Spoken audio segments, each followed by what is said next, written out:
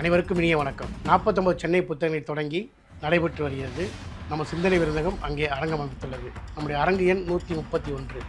3வது பாதை இசைத்தமிழ் பாதையில் முதல் அரங்காக நமது அரங்கம் அங்கே அமைந்துள்ளது. அனைவரையும் அன்புடன் அழைக்கின்றோம். நம்மளுடைய வாழ்வியல், வரலாறு, மொழி சார்ந்த அனைத்து விதமான புத்தகங்களும் அங்கே நாம் காட்சிப்படுத்தியுள்ளோம். வாசகர் அனைவரையும் அன்போடு அழைக்கின்றோம். நன்றி, வணக்கம். கன்னியாகுமரியை பொறுத்தளவில் நிறைய பேர் வெளியிலேருந்து நினைப்பாங்க கிறிஸ்டியன்ஸ் எல்லாருமே காங்கிரஸ், ஹிந்துஸ்னா பிஜேபி.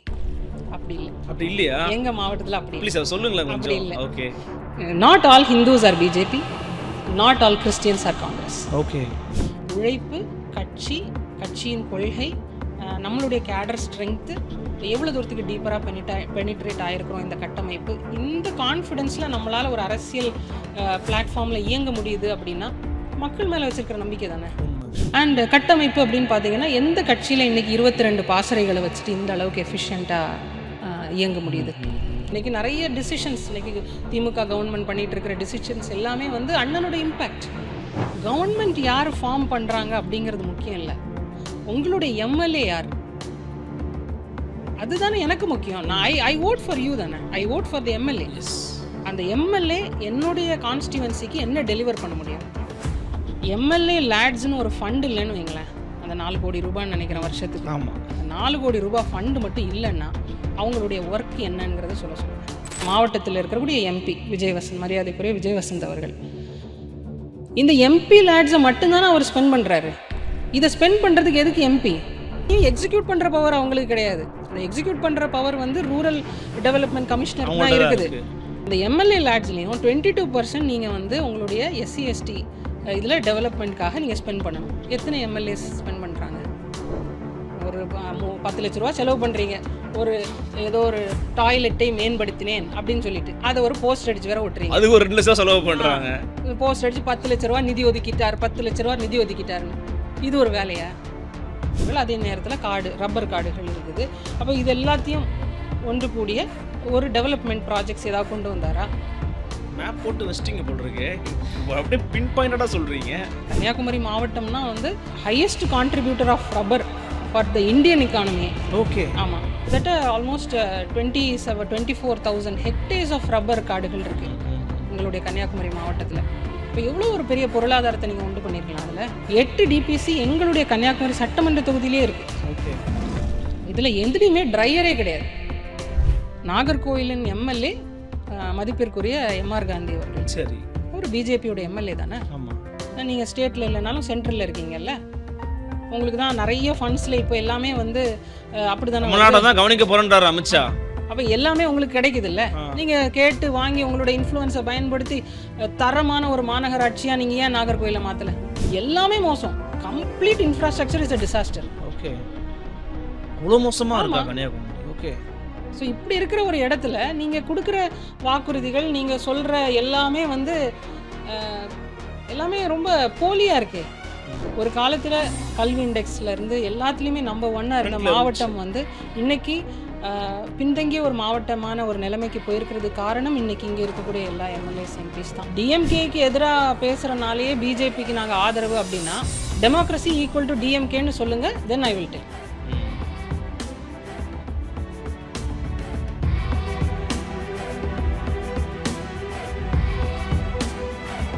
நிம்மதி ப்ராப்பர்ட்டி மேனேஜ்மெண்ட். கான்டாக்ட் 7667008999. நலம் தரும் நல்லார் சித்த மருத்துவமனை. இதய நோய், சர்க்கரை நோய், பக்கவாதம், சிறுநீரக பிரச்சனை, தண்டுவடம் மற்றும் மூட்டு பிரச்சனைகளுக்கு மிகச்சிறந்த மருத்துவமனை. கிருஷ்ணகிரி, சென்னை மற்றும் மதுரை. தொடர்புக்கு 8807666117 மற்றும் 8807666118. நீங்க இந்த வரிசையில் பார்க்கும்போது எல்லா விதமான தேர்தல் அரசியல் ஈடுபடக்கூடிய கட்சிகளுக்கும் 2 விஷயங்கள் ரொம்ப போட்டியாக இருக்கும், அல்லது ஒரு சவாலாக இருக்கும். ஒன்று சாதி, ஒன்று மதம். இந்த 2த்தையும் மரியா ஜெனிஃபர் எப்படி பார்க்குறீங்க, எப்படி எவால்வேட் பண்ணுறீங்க? என்னுடைய மாவட்டத்தில் ஐ ஹவ் அனலைஸ் திஸ். எப்படின்னா, வெளியிலேருந்து பார்க்குறவங்களோட ஒரு பார்வை இருக்கும், நீங்கள் சொல்கிற மாதிரியான ஒரு பார்வை. ஏன்னா இது ஒரு பொது பார்வை. ஒன்றில் ஜாதியாக ஒன்றிணைவாங்க, இல்லாட்டி மதமாக ஒன்றிணைவாங்க. ஆனால் எங்களுடைய மாவட்டம் has got constants and variables. இப்போ கான்ஸ்டன்ஸ் அப்படிங்கிறப்போ டெவலப்மெண்ட், ஒரு இப்போ வளக்கொள்ளைகள், poor infrastructure, bad education or school okay infrastructure okay இதெல்லாமே வந்து ஒரு கான்ஸ்டன்ஸாக கான்ஸ்டன்ஸ் இருக்குது. வேரியபிள்ஸ் அப்படின்னு சொல்லணும்னா ஜாதி, மதம், பொருளாதாரம், ஓகே பின்புலங்கள் இதெல்லாமே வந்து வேரியபிள்ஸாக ஓகே இருக்குது. இது வந்து ஒரு பர்ஃபெக்ட் மேட்ரிக்ஸாக யாரால கொண்டு வர முடியுதோ, மக்கள் மனங்களை யாரால வெல்ல முடியுதோ, they can win the elections. ம் அப்படிதான்.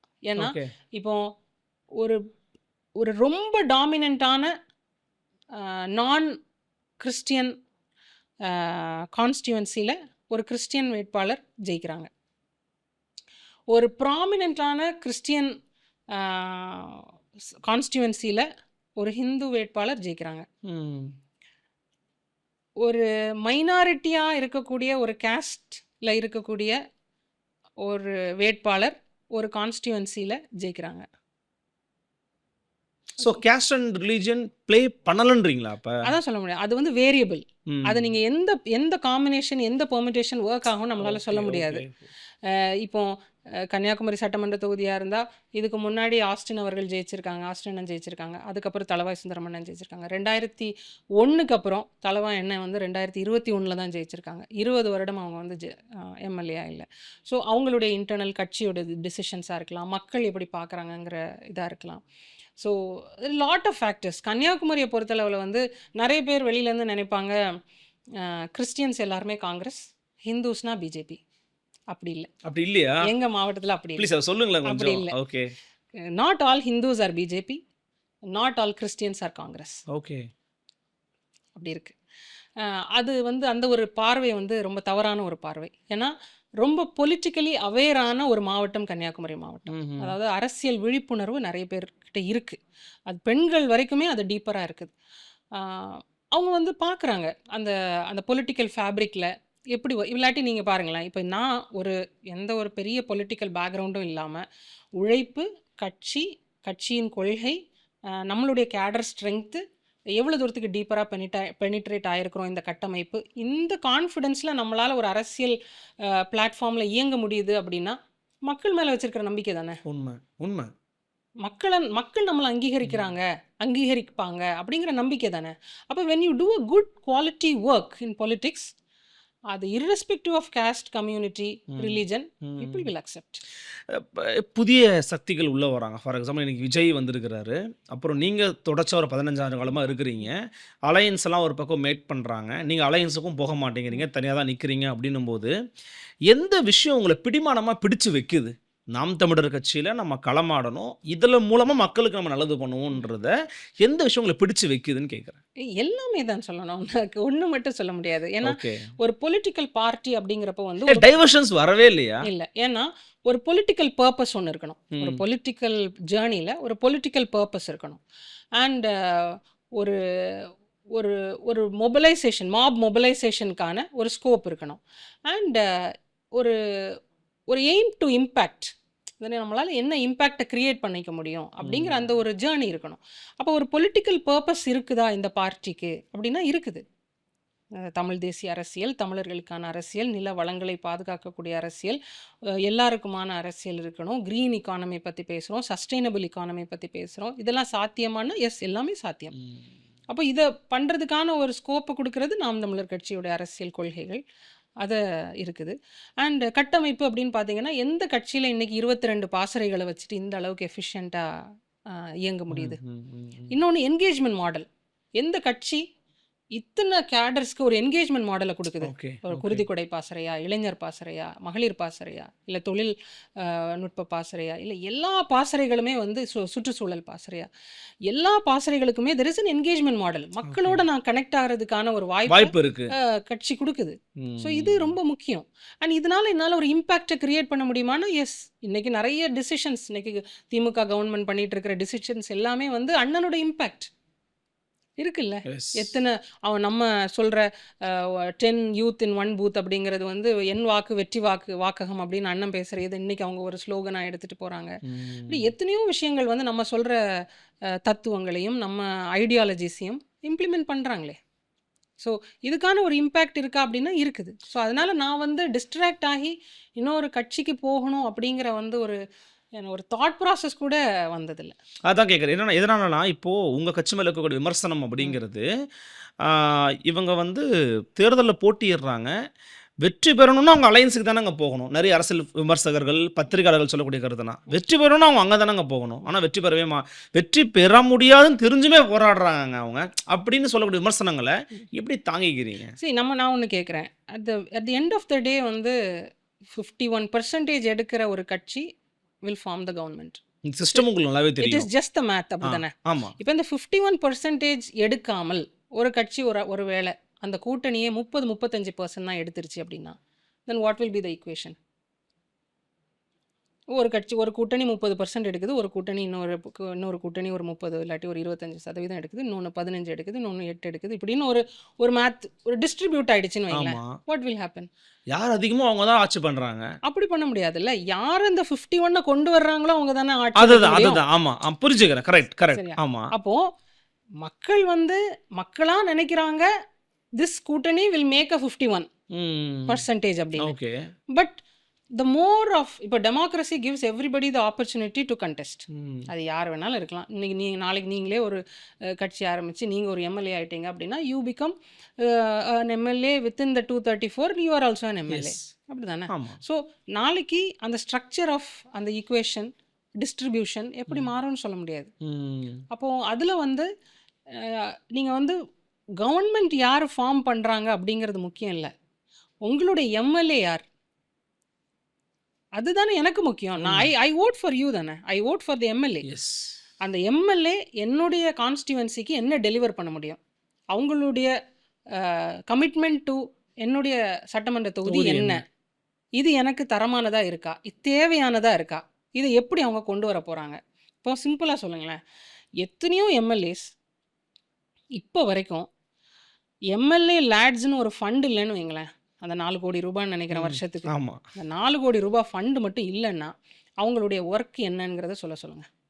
இந்த 4 கோடி ரூபாய் வந்து கொடுக்கல கவர்மெண்ட் வந்து ஹென்ஸ் ஃபோர்த் ஜிஓ போட்டுட்டு there is no MP LADS and MLA LADS. இவங்க என்கேஜ்மெண்ட் மாடல் என்ன? இப்போ ஃபார் எக்ஸாம்பிள் என்னுடைய மாவட்டத்தில் இருக்கக்கூடிய எம்பி விஜயவசந்த், மரியாதைக்குரிய விஜயவசந்த் அவர்கள், இந்த எம்பி லேட்ஸை மட்டும்தானே அவர் ஸ்பெண்ட் பண்ணுறாரு. இதை ஸ்பெண்ட் பண்ணுறதுக்கு எதுக்கு எம்பி? நான் உங்ககிட்ட இது என்னுடைய எஃப்டி மாதிரி தானே, என்னுடைய மக்களோட வரி பணம், அதை நான் அலோகேட் பண்ணி என்னுடைய மக்களுக்கே இன்ஃப்ராஸ்ட்ரக்சருக்காக, எஜுகேஷனுக்காக, ஹெல்த்துக்காக செலவு பண்ணுங்கன்னு கொடுக்குறேன். அது ஒவ்வொரு ப்ராஜெக்ட்டும் இந்த ஸ்கோப்லேயும் இந்த பட்ஜெட்லேயும் இருக்கணும், இதை எக்ஸீட் பண்ணக்கூடாது, இந்த மாதிரி அதையும் எக்ஸிக்யூட் பண்ணுற பவர் அவங்களுக்கு கிடையாது. இதை எக்ஸிக்யூட் பண்ணுற பவர் வந்து ரூரல் டெவலப்மெண்ட் கமிஷனருக்கு தான் இருக்குது. இவங்க வந்து அவங்களுக்கு இருக்கிறத ஜஸ்ட் அலோகேட் பண்ணி கொடுக்கலாம். ப்ரொபோசலை வாங்கி எப்பா இந்த இருக்கப்பா இதில் பள்ளிக்கூடம் கட்டுங்க, இதில் தான் பண்ணிக்கோங்க. ஸோ நான் என்ன கேட்குறேன்னா, இந்த எம்எல்ஏ லேட்ஸ் ஃபண்டோ எம்பி லேட்ஸ் ஃபண்டு இல்லாமல் இவங்களோட செயல்பாடு என்னதான் பண்ணுறாங்க? அப்போ இன்னொன்று, அந்த எம்எல்ஏ லேட்ஸ்லேயும் 22% நீங்கள் வந்து உங்களுடைய எஸ்சி எஸ்டி இதில் டெவலப்மெண்ட்காக நீங்கள் ஸ்பெண்ட் பண்ணணும். எத்தனை எம்எல்ஏஸ் ஸ்பெண்ட் பண்ணுறாங்க? ஓகே. எவ்வளோ பண்ணுறாங்க? ஸோ இட்ஸ் லைக் நான் வேலை செய்கிறதுக்கு ஒரு எம்எல்ஏக்கு மக்கள் ஓட்டு போடுறாங்க, நான் வேலை செய்கிறதுக்கே மக்கள் வரி பணம் தான் எனக்கு ஃபண்டாக வருது, அது ஒரு எஃப்டியாக இருக்குது. அதுலேருந்து நான் கொஞ்சம் கொஞ்சமாக பிச்சு கொடுத்து அதில் ஒரு மார்க்கெட்டிங்கும் தேடிக்கிறேன். ஒரு 10 லட்ச ரூபா செலவு பண்ணுறீங்க, ஏதோ ஒரு டாய்லெட்டை மேம்படுத்தினேன் அப்படின்னு சொல்லிட்டு அதை ஒரு போஸ்ட் அடிச்சு வேற ஒட்டுறீங்க. அது ஒரு 2 லட்சம் செலவு பண்ணுறாங்க. போஸ்ட் அடிச்சு 10 லட்ச ரூபா நிதி ஒதுக்கிட்டார், 10 லட்ச ரூபா நிதி ஒதுக்கிட்டாருன்னு. இது ஒரு வேலையா? இதுக்கு அவங்கள இது பண்ணியிருக்குது, தேர்ந்தெடுத்திருக்குது. அதான் நீங்க வந்து எஃபெக்டிவ் எம்எல்ஏ இல்லைங்கிறீங்க, ரைட்? அப்படி இல்லையே. ஒரு எஃபெக்டிவ் எம்எல்ஏ அப்படின்னா என்னுடைய டாப்பாலஜி என்ன, என்னுடைய கன்னியாகுமரி சட்டமன்ற தொகுதி அப்படின்னா இதில் வந்து ஒரு 53 பஞ்சாயத்து இருக்குது. இந்த 53 பஞ்சாயத்துடைய அங்கே மக்கள் வாழும் மக்கள் என்ன, அங்கே என்ன மாதிரி இளைஞர்கள் இருக்கிறாங்க, என்ன மாதிரியான கட்டமைப்பு வசதிகள் இருக்குது, ரோட் ஃபெசிலிட்டிஸ், ஸ்கூல் ஃபெசிலிட்டிஸ் இருக்குது, பப்ளிக் பிஹெச்சிஸ் இருக்குதா, இதெல்லாம் ஒரு பேசிக்கான ஒரு நீட். அதை தாண்டி டெவலப்மெண்ட். இப்போ என்னுடைய சட்டமன்ற தொகுதியில் கடல் சார்ந்த நிலப்பரப்புகள் இருக்குது, விவசாயம் நிலம் சார்ந்த நிலப்பரப்புகள், அதே நேரத்தில் ரப்பர் காடுகள் இருக்குது. அப்போ இது எல்லாத்தையும் ஒன்று கூடிய ஒரு டெவலப்மெண்ட் ப்ராஜெக்ட்ஸ் ஏதாவது கொண்டு வந்தாரா? மேப் போட்டு வச்சிட்டிங்க போல் இருக்கே, அப்படியே பின் பாயிண்டடாக சொல்கிறீங்க. அப்படி இல்லை, அது you love your people. Politics is a commitment to people. You love your land, you love your people. இப்போ என்னுடைய ஊர் எடுத்துக்கிட்டிங்கன்னா சிலை வெடிப்பு தொழில் அப்படிங்கிறது வந்து ஒரு இண்டிஜினஸாக பல ஆண்டுகளாக பண்ணிகிட்டு இருக்கிற ஒரு ஓகே தொழில். ஓகே இப்போ மலைகள் வெட்டக்கூடாது, எங்களுக்கு கற்கள் கிடைக்காதுன்னா, இந்தியா ஃபுல்லாகவே வந்து வரிக்கற்களுக்கு வந்து பாஸே கிடையாது. இப்போ வரிக்கற்கள் இல்லாமல் கோயில் சிலைகள் எப்படி வடிவமைக்க வடிவமைக்கப்படுது? முடியும். அப்போ என்னுடைய மக்கள் இல்லீகலாக தான் அந்த கல்லை எடுத்துகிட்டு வர வேண்டியது இருக்குது. இப்போ இல்லீகலாக வரும்போது அவன் he is risking his life, அவனுடைய பொருளாதாரம், அந்த வண்டியாக இருக்கட்டும், அதை அவன் ரிஸ்க் பண்ணுறான். இப்போ இன்கேஸ் யாராவது நடுவில் பிடிச்சாங்க அப்படின்னா தென் தே கான்ஃபிஸ்டிகேட் த வெஹிக்கிள் எல்லாமே ரிஸ்க்குங்க. இருக்குல்ல. ஆமா. ஆனால் அவனுக்கு அந்த தொழில் தானே தெரியுது. அப்போ அந்த தொழிலை என்ஹான்ஸ் பண்ணி கொடுக்கறதுக்கு நீங்கள் என்ன பேசுனீங்க? அவனுக்கு ஸ்பெஷல் அப்ரூவல் வாங்கி கொடுத்தீங்களா? இல்லை என்னென்ன ஸ்கோப்ஸ் அவனுக்கு இருக்குது? இப்போ ஃபிஷ்ஷிங் எடுத்துக்கிட்டிங்கன்னா 3லிருந்து 4 மாதம் மட்டும்தான் போட் தொழில் அப்படிங்கிறது நடக்குது. மற்ற மாதங்கள் வந்து போட் தொழில் கிடையாது, இல்லை. அப்போ அவங்க அந்த சம்பாதிக்கிற 4லிருந்து 5 மாதம் சம்பாதிக்கிற பணத்தை வச்சு தான் அடுத்த 7 மாதம் 8 மாதம் அவங்க வந்து ஃபேமிலியை ரன் பண்ணணும். இப்போ இது ஃபிஷிங் பேஸ்ட் இக்கானமி ஒன்று அங்கே டெவலப் பண்ணியிருந்தீங்க அப்படின்னா அவனுக்கு 365 டேஸ் தொழில் இருந்திருக்கும். உண்மை. ரப்பர் அதே மாதிரி. கன்னியாகுமரி மாவட்டம்னா வந்து highest contributor of rubber for the Indian இக்கானமியே. ஓகே. ஆமாம், மோர் தென் 40% நினைக்கிறேன். It comes Okay, from Kanyakumari district. Okay. இந்தியாவுடைய எக்ஸ்போர்ட்ஸ் ஆஃப் ரப்பரில். முக்கியமான டேட்டாங்க ஆமா. இது. ஓகே. நீங்கள் வந்து அப்படி ஒரு விஷயமே இருக்கிற மாதிரியே உங்களுக்கு நீங்கள் காமிக்கலையே. ஸோ ஃபர்ஸ்ட் ஆஃப் ஆல் இப்போ ஒரு ரப்பர்னா நீங்கள் வந்து கிட்டத்தட்ட ஆல்மோஸ்ட் 24,000 ஹெக்டேர்ஸ் ஆஃப் ரப்பர் காடுகள் இருக்குது எங்களுடைய கன்னியாகுமரி மாவட்டத்தில். இப்போ எவ்வளோ ஒரு பெரிய பொருளாதாரத்தை நீங்கள் உண்டு பண்ணியிருக்கலாம் அதில். மற்ற நாடுகள் ஜப்பான் மாதிரி கொரியா மாதிரி நாடுகள் அப்படி இல்லையே. இன்ஃபேக்ட் சொல்லப்போனால் அங்கே இருக்கிற ப்ரைவேட் ரப்பர் கம்பெனிஸ் வந்து they are earning in almost 300 last fiscal இயரில் மட்டும். ஒரு ப்ரைவேட் க்ளவுஸ் கம்பெனி அவங்களுடைய ரெவென்யூ மட்டுமே more than 350 crores turnover. Revenue, மொத்த ரெவென்யூ. Okay okay. அவங்க வந்து they are contributing almost 40% of the gloves மார்க்கெட்டோட ஷேர் இன் இந்தியா. அப்போ இதை ஒரு அரசு பண்ண முடியாதா? பண்ணலாம்ல. இன்னும் நம்ம மக்களுடைய அடிப்படை தேவைகளுக்காக நம்ம பேசிக்கிட்டு இருக்கிறோம். 600 ரூபாய் 650 ரூபா சேலரி, அதை எனக்கு 10 ரூபா கூட்டித்தாங்க. இப்படியா நம்ம வந்து இருக்கணும்? விவசாயத்தில் வந்து இன்னும் ரொம்ப ஒரு விஷயம் என்னென்னா, இப்போ எங்களுடைய கன்னியாகுமரி மாவட்டத்தில் we have got about direct டிபிசிஸ்னு சொல்லுவாங்க இல்லையா, நெல் கொள்முதல் நிலையங்கள். இதில் வந்து 10 டிபிசிஸ் இருக்குது. இந்த 10 டிபிசிஸில் 8 டிபிசி எங்களுடைய கன்னியாகுமரி சட்டமன்ற தொகுதியிலே இருக்குது. ஓகே. இதில் எதுலேயுமே ட்ரையரே கிடையாது. இப்போ ஏன் நம்ம வந்து நாம் தமிழர் கட்சியை ஆதரிக்கிறோம், இல்லை நம்ம நாம் தமிழர் கட்சியில் இருக்கிறோன்னு சொல்லும் பொழுது சில ஃபங்க்ஷன்ஸ் இருக்குது. இப்போ அக்ரிகல்ச்சர்னால் வந்து இப்போ விவசாயிகள் வந்து விவசாயம் அழிந்து போயிடுச்சு. விவசாயம் அழிஞ்சு போச்சுன்னா விவசாயம் ஒன்றும் பேப்பரில் வச்சுட்டு ரப்பர் வச்சு அழிகிற ஒரு விஷயம் கிடையாதுல்ல. எப்படி அழியுது அப்படின்னா இப்படி தான் அழியுது. அந்த நெல்லுடைய ஈரத்தன்மை 17% மேலே இருந்ததுன்னா எடுக்க மாட்டுறாங்க. அப்போ நம்மளுடைய கன்னியாகுமரி மாவட்டத்தில் 2 போகம் தான் விளையுது. இப்போ ஒரு போகம் விளையும் போது ரெய்னி சீசன். இப்போ 17% உன்னால் கண்டெயின் பண்ண முடியாது, அது அதிகமாக தான் இருக்கும். ஒரு ட்ரையர் இருந்துச்சுன்னா அந்த விவசாயி அந்த நெல்லை அதில் கொண்டு விட்டுட்டு ட்ரை பண்ணி அவருடைய இதை முடிச்சிடலாம். நீங்கள் ட்ரையர் வைக்கல, இது ஒரு எம்எல்ஏ வந்து ஒரு கேபிட்டல் ப்ராஜெக்டாக எடுத்து அதை கொண்டு வர வேண்டாமா? இன்னொன்று, தூண்டில் பாலங்கள் போடுறாங்க. தூண்டில் பாலங்கள் வந்து ஒரு ஒரு ஒரு பேசிக் அண்டர்ஸ்டாண்டிங்கே கிடையாது. அதாவது ஒரு கடல் அப்படிங்கிறப்போ வந்து ஒரு கடல்ங்கிறது ஒரு பெரிய பரப்பளவு. இது வந்து நம்ம நினைக்கிறோம் நம்ம தான் ஒரு பெரிய நிலத்தில் இருக்கிறோம் அப்படின்னு நினைக்கிறோம். கடல் நம்மளோட ரொம்ப பெருசு இல்லை, ஆல்மோஸ்ட் 70 to 75% கடல். நீங்கள் அந்த கடலுடைய ஒரு திசையை ஒரு அந்த ஒரு ஃபோர்ஸை வந்து நீங்கள் ஒரு தூண்டில் பாலங்கள் மூலமாக நீங்கள் தடுக்கிறீங்க. அப்போ இன்னொரு இடத்துல அரிக்கும்ல. இது ஒரு நேச்சுரல் சயின்ஸ் தானே. அப்போ நீங்கள் முதல்ல அலையரிப்பு தடுப்பு சுவர்கள் கட்டணும், அதே வேளையில் தூண்டில் பாலங்களும் கட்டணும். ஸோ இந்த ஒரு அந்த மெத்தடை பயன்படுத்துறது கிடையாது. ஓகே. இப்போ நீங்கள் அதாவது என்ன பண்ணுறாங்கன்னா, நீங்கள் ரொம்ப அழுறீங்களா, உங்களுக்கு கொஞ்சோண்டு சாக்லேட் தருவேன். நீங்கள் அளவே இல்லையா, சரி பசிக்கலை போல் அப்படி விட்டுறேன், இல்லாட்டி கொஞ்சமாக உங்களுக்கு சாப்பாடு தருவேன். ஸோ அரசியல் அந்த மாதிரி ஆயிடுச்சுது. மக்கள் வந்து அவங்களுடைய காயங்களையும் மறந்துடுறாங்க. அவங்களுக்கு எதிர்கால கனவுகளும் அவங்களுக்கு வந்து பெருசாக இல்லை, நிகழ்கால தேவைகள் மட்டும்தான் இருக்குது. ஸோ அந்த தேவைகளை வந்து முழுமையாக சந்திக்கணும்னு கூட இந்த ஒரு அரசியல்வாதி நினைக்கல. இவ்வளோ கொடுத்தா போதும். அரசியலை நம்ம பேசிகிட்டு இருக்கிறனால பிஜேபி அப்படின்னாலே வந்து ப்ரோ டெவலப்மெண்ட், அப்படின்னு நம்ம பேசுகிறோம் இல்லையா. கன்னியாகுமரி மாவட்டத்தின் தலைநகர் நாகர்கோயில் மாநகராட்சி. யூ கம் டு நாகர்கோயில், இல்லாட்டி கன்னியாகுமரி டிஸ்ட்ரிக்ட்டுக்கே வந்து ஒரு 5 கிலோமீட்டர் ரோடு, ரொம்ப தரமான சாலை ஒரு இடத்துல இருக்குது அப்படின்னு நீங்கள் என்கிட்ட சொல்லுங்கள். நாகர்கோயிலின் எம்எல்ஏ மதிப்பிற்குரிய எம்ஆர் காந்தி அவர்கள். சரி. ஒரு பிஜேபியோட எம்எல்ஏ தானே. ஆமாம்.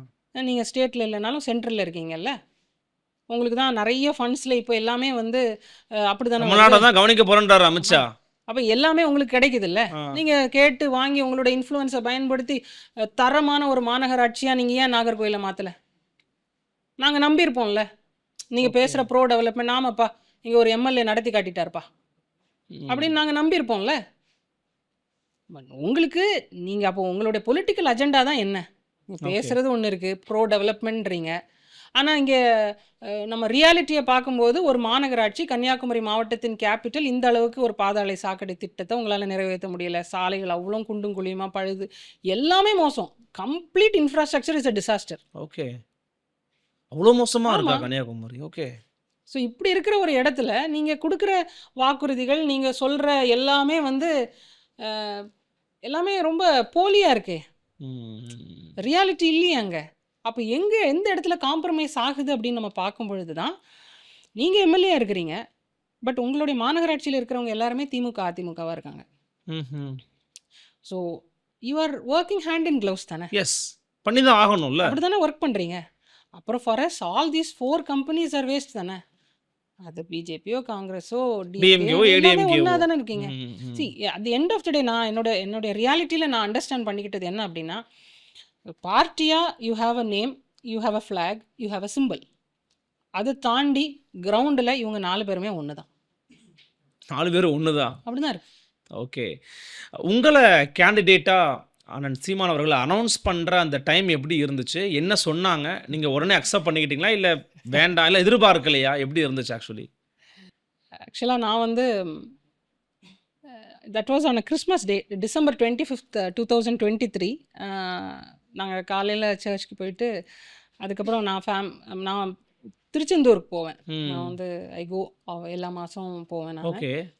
ஸோ அன்றைக்கி 25th அன்றைக்கி நாங்கள் போயிருந்தோம் திருச்செந்தூருக்கு. போயிட்டு வந்து நெக்ஸ்ட் டே ஆஸ் யூஷுவல் சும்மா வீட்டில் மார்னிங் பிரேக்ஃபாஸ்ட் சாப்பிட்டுட்டு இருக்கும் பொழுது சாலமன் தான் அந்த மாதிரி டோல் தட் தலைமையிலேருந்து கேட்குறாங்க, would you like to contest அப்படின்னாங்க.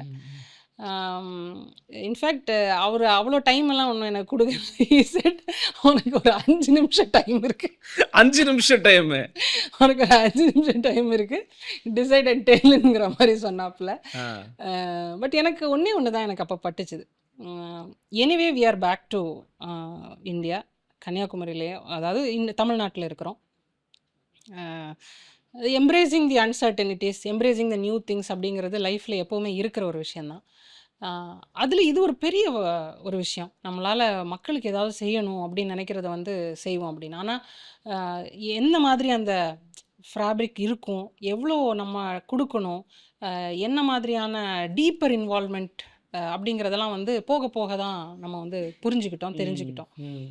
வெளியிலேருந்து பார்க்குறதுங்கிறது ஒன்று, ஆனால் 365 days கிரவுண்டில் பீப்புளோட இஷ்யூஸோட கனெக்ட் பண்ணி நிற்கிறது அப்படிங்கிறது வந்து இட்ஸ் அ பிக் ஜேர்னி. அது வார்த்தையில் அப்படி சொல்லிட முடியாது. த கமிட்மெண்ட் டு பீப்புளுங்கிறது வார்த்தையில் சொல்லிட முடியாது.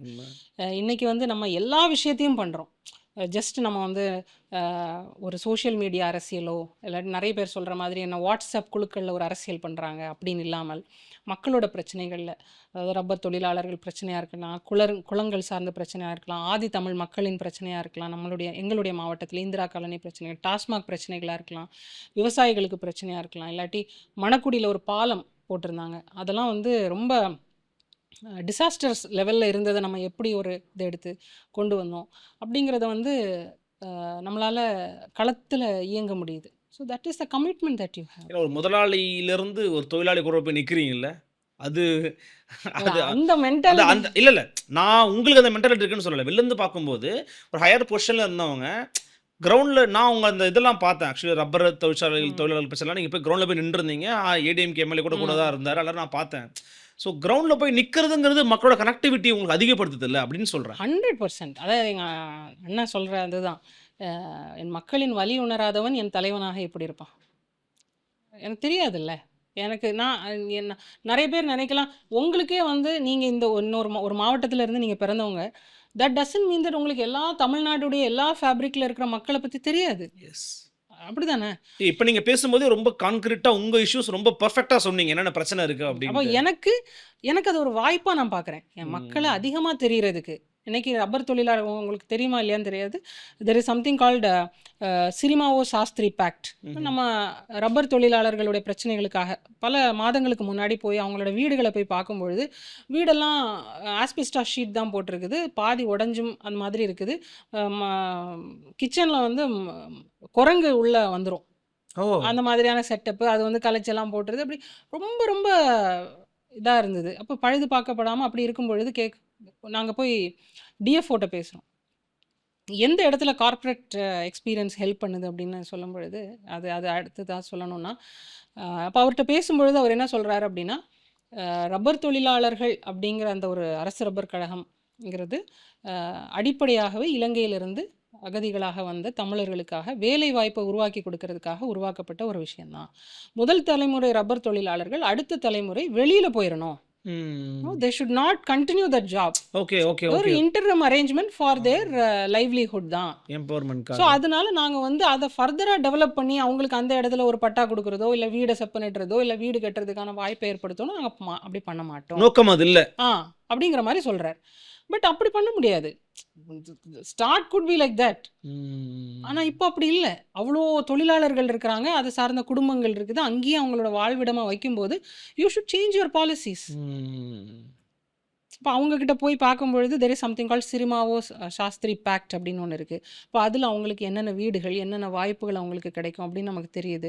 அதே மாதிரி கடல் சார்ந்து வரும்போது சிஆர்சி ஜோன் இப்படி இருக்குது, அதுக்குள்ளே அவங்களுக்கான பெனிஃபிட்ஸ் என்ன மாதிரி கிடைக்கணும் அப்படின்னு இருக்குது. இப்படி நிறைய விஷயங்கள் அவங்களோட போகும்போது தானே நம்மளுக்கு தெரியுது. அண்ட் பீயிங் இன் கார்ப்பரேட் என்ன என்னுடைய அட்வான்டேஜாக நான் என்ன அப்படின்னு பார்க்குறேன் அப்படின்னா, ஃபர்ஸ்ட் ஆஃப் ஆல் வந்து you can articulate the problem ம். அண்ட் பாசிபிள் சொல்யூஷன்ஸ் என்னவா இருக்கும் அப்படிங்கிறது நம்மளால சொல்ல முடியுது. பட் அது உங்க ஐடியாலஜியோட உங்களால வந்து கனெக்ட் பண்ணிக்க முடியுதா? முடியுதுல்ல. இப்போ நம்ம இப்போ நம்ம ரப்பர் இதில் கூட அவங்களுடைய ப்ராப்ளம்ஸை வந்து நம்மளால கரெக்டாக புரிஞ்சுக்கிட்டு அந்த அந்த அந்த அதிகாரிகள்கிட்ட நம்மளால பேச முடியும் போது ஒரு நியாயமான கேள்வியை நீங்கள் ஒரு டேபிளில் வச்சீங்கன்னா அவங்களால பதில் சொல்ல முடியலல்ல.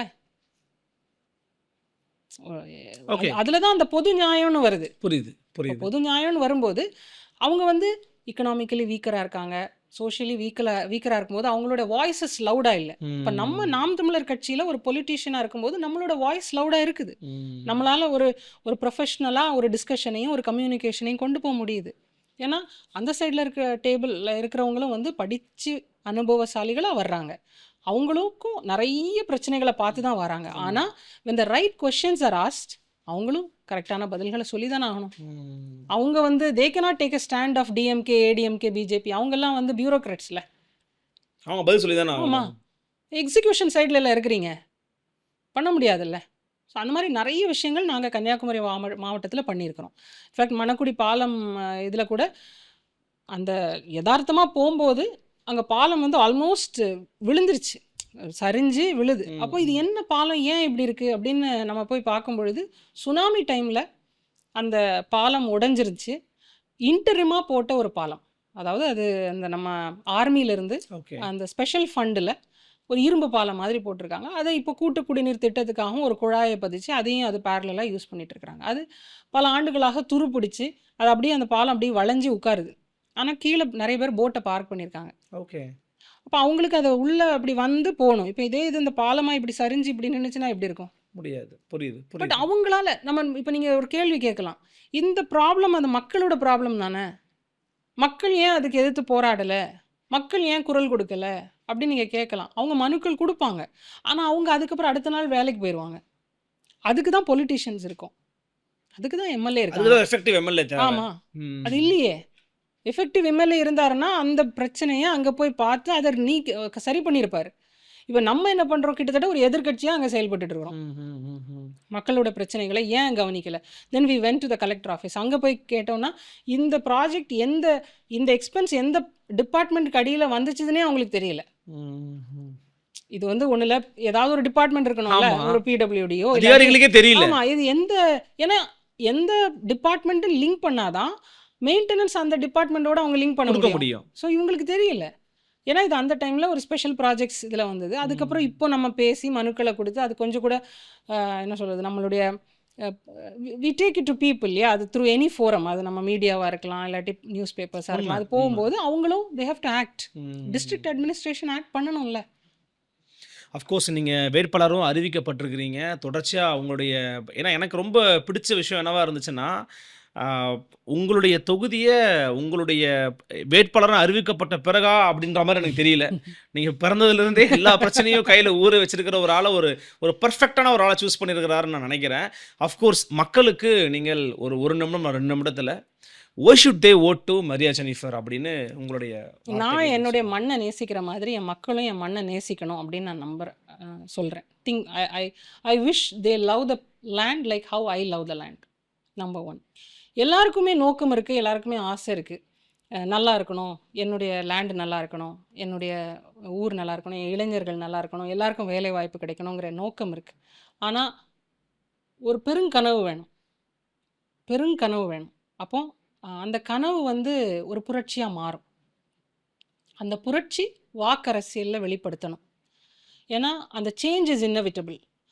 இல்லாட்டி என்னுடைய மாவட்டம் இந்த தேர்தலையும் மக்கள் சரியான ஏபிளான எஃபிஷியண்ட்டான ஒரு எம்எல்ஏ கேண்டிடேட் அவங்க தேர்ந்தெடுக்கல அப்படின்னா எங்களுடைய கன்னியாகுமரி மாவட்டம் இன்னும் 10 ஆண்டுகள் பின்தங்கிய மாவட்டமாக போயிடும். ஒரு காலத்தில் கல்வி இண்டெக்ஸில் இருந்து எல்லாத்துலேயுமே நம்பர் 1 இருந்த மாவட்டம் இன்னைக்கு பின்தங்கிய ஒரு மாவட்டமான ஒரு நிலைமைக்கு போயிருக்கிறது காரணம் இன்னைக்கு இங்கே இருக்கக்கூடிய எல்லா எம்எல்ஏஸ் எம்பிஸ் தான். அவங்க தான் பொறுப்பெடுத்துக்கணும். என்னுடைய மக்களை நான் சொல்ல மாட்டேன். அவங்களுடைய தேவைகளுக்காக உங்களுக்கு வாக்குகளை போடுறாங்க. ஆனால் நம்மளுடைய கடமைகளை சரியாக செய்தோமா? இல்லைல்ல. அப்போ திருப்பி மக்களை ப்ளேம் பண்ணி என்ன பிரயோஜனம்? ஸோ என்னுடைய மக்களுக்கு நான் சொல்கிறது என்னென்னா, எப்படி நான் நம்மளுடைய மாவட்டத்தையும் நம்மளுடைய லேண்டையும் நம்மளுடைய மக்களையும் பேரன்பு கொண்டு நேசிக்கிறனோ அதே மாதிரி நீங்களும் நேசிக்கணும். அந்த இது வந்துட்டாலே மாற்றம் வந்துடும். ஒரு கேள்வி கேட்கணும்னு நினச்சா நான் இதில் கேட்டுக்கிறேன். நீங்கள் சொல்ல மாதிரி பிஜேபியோட அந்த கொள்கை கோட்பாடெல்லாம் ஒரு பக்கம் வச்சாலும் அவங்க சொன்னதையே செய்யலை அப்படிங்கிற இதில் நீங்கள் ரொம்ப ஸ்ட்ராங்காக you are against BJP. But recent டேஸில் என்டிகே மேலே இருக்கக்கூடிய ஒரு மிகப்பெரிய குற்றச்சாட்டு விமர்சனமாக பார்க்கணும் அப்படின்னா they are the B team of BJP, or அவங்க ரொம்ப அவங்களுக்காக தான் அலைன் ஆகிறாங்கன்ற மாதிரி ஒரு விமர்சனம் இருக்குதுல்ல. உங்கள் கட்சி கோட்பாடு ரீதியாக ரொம்ப ஸ்ட்ராங்காக பிஜேபி எதிர்ப்பில் இன்னும் தீர்க்கமாக இருக்கிறதா நம்புறீங்களா? அஃப்கோர்ஸ். இல்லாட்டி அண்ணன் அலையன்ஸ் வச்சுருப்பார்ல. எங்களுக்குன்னு ஒரு அரசியல் இருக்குது, எங்களுக்குன்னு ஒரு பவுண்ட்ரி இருக்குது, எங்களுக்குன்னு ஒரு கனவு இருக்குது. ரொம்ப நெருக்கமாக இருக்கிறீங்கன்னு சொல்கிறாங்க. நெருக்கங்கிறது அந்த மாதிரி கிடையாது. அதாவது இது என்ன ஆயிடுதுன்னா, இப்போ என்னுடைய மாவட்டத்திலேருந்து அவங்களும் திமுக திட்டுறாங்க, நீங்களும் திமுக திட்டுறீங்க, அவங்களுக்கும் திராவிட கழகங்கள் இருக்கக்கூடாது, உங்களுக்கும் கழகங்கள் இருக்கக்கூடாது அப்படின்ற மாதிரி இடங்கள்ல politics upholding DMK are putting down DMK கிடையாதுங்கிறது பாலிடிக்ஸ் கிடையாதுல்ல, அது டெமோக்ரஸி கிடையாதுல்ல. என்னுடைய democracy is for the people தானே. அதுக்கு எதிராக யார் நின்னாலும் நாங்கள் எதிர்ப்போம். டிஎம்கேக்கு எதிராக பேசுகிறனாலேயே பிஜேபிக்கு நாங்கள் ஆதரவு அப்படின்னா டெமோக்ரஸி ஈக்குவல் டு டிஎம்கேன்னு சொல்லுங்க, தென் ஐ வில் டெல். இல்லையே, ஓகே. என்னுடைய பீப்புளுக்கு எதிராக யார் இருக்காங்க? மக்களுக்கு எதிராக நின்னா நான் எதிர்ப்பேன். ஆமாம், அதுதான் அவர் பண்ணுறாரு. அதனால அது இன்னைக்கு BJP is against doing something against எங்களுடைய மக்கள்னா அண்ணன் தான் முதல்ல குரல் கொடுக்குறாங்க. இன்றைக்கி எங்களுடைய மாவட்டத்தில் இருக்கிற ஹைட்ரோ கார்பன் திட்டமாக இருக்கட்டும், இல்லாட்டி ஐஆர்எல் திட்டம், கடல் காற்றாலை திட்டம், அப்புறம் டீப் சி மைனிங் ப்ராஜெக்ட்ஸ், அணு உலை, எல்லாமே சென்ட்ரல் கவர்மெண்ட்டுடைய இதில் பிஜேபி அண்ட் காங்கிரஸ் தான் கொண்டு வந்திருக்கிறாங்க. இன்றைக்கும் மக்கள் கருத்து கேட்பு கிடையாது அப்படின்னு சொல்லிட்டு ஒரு ஜிஓ போடுறாங்க இதே பிஜேபி கவர்மெண்ட். இனிமேல் இந்த மாதிரியான கேபிட்டல் ப்ராஜெக்ட்ஸ்க்கு மக்கள் கருத்து கேட்பு கூட்டம் நடத்த வேண்டாம் அப்படின்னு ஒரு ஜிஓ இருக்குது. அப்போ இதெல்லாம் நம்ம எதிர்க்கிறதுனால நாங்கள் டிஎம்கேக்கு ஆதரவு அப்படின்னு சொன்னால் எப்படி? அப்போ அதே இதில் இப்போ டிஎம்கேயுமே இவ்வளோ பிரச்சனைகள் இருக்குது. நீங்கள் ஒரு ஸ்டேட் கவர்மெண்ட், இப்போ எந்த அளவுக்கு நீங்கள் இம்ப்ளிமெண்ட் பண்ணலாம் ஒரு விஷயங்களை. இன்றைக்கி டாஸ்மாக்கு அகெயின்ஸ்டாக நம்ம ஒரு கேஸ் ஃபைல் பண்ணியிருக்கிறோம். அப்போ கவர்மெண்ட் சைடில் இருக்கிற பிபி வழக்காடும்போது அவர் என்ன சொல்கிறாருன்னா பொலிட்டிக்கல் மோட்டிவ் அப்படின்றாங்க. இல்லாட்டி 15 ஆண்டுகளாக அந்த டாஸ்மாக் இருக்குது, அது ஒன்றுமே அப்போல்லாம் ஒன்றும் பண்ணலை, அப்போ உங்களுக்கு வந்து மக்களோட 15 ஆண்டுகளுக்கு முன்னாடி இந்த அந்த இடமே அப்படி இருந்திருக்காது. ஓகே. மக்கள் நெரிசல் கூடியிருக்கிறோம், வாகனங்கள் கூடியிருக்கிறோம், மக்கள் தொகை வந்திருக்காங்க, கூடியிருக்கும். அதனால 15 ஆண்டுகள் மக்கள்லாம் சும்மா இருந்தாங்க அப்படின்னு சொல்லிட்டு நீங்கள் எப்படி அப்படின்னு ஜட்ஜ் வந்து அதுக்கு வந்து சொல்கிறார். நீங்கள் you can not talk like that, இன்னைக்கு அது எப்படி இருக்குன்னு பாருங்க அப்படிங்கிற மாதிரி சொல்கிறார். அப்போ நீங்கள் உண்மையாகவே நீங்கள் என்ன கவர்மெண்ட் நடத்துறீங்க? For the people or for your pocket? So தொடர்ச்சியாக உங்களுடைய கலப்பணிகளை பார்த்துக்கிட்டு இருக்கோம். அடுத்தடுத்த உங்களுடைய பயணங்கள் வெற்றிகளை வந்து குவிக்கட்டும். எங்களுக்காக உங்களுடைய வருகனையும் நேரத்தையும் கருத்துக்களையும் பகிர்ந்து வைக்க மிக்க நன்றி மரியா ஜெனிஃபர். நன்றி. நன்றி. மற்றொரு தேர்தல் களம் 2026 நிகழ்ச்சியில் மற்றொரு சிறப்பு விருந்தினர் சந்திக்கிறேன். அதுவரை உங்களிடமிருந்து விடைபெறுவது உங்கள் அருள்மொழிவர்மன். இது உங்கள் 4th Estate தமிழ்.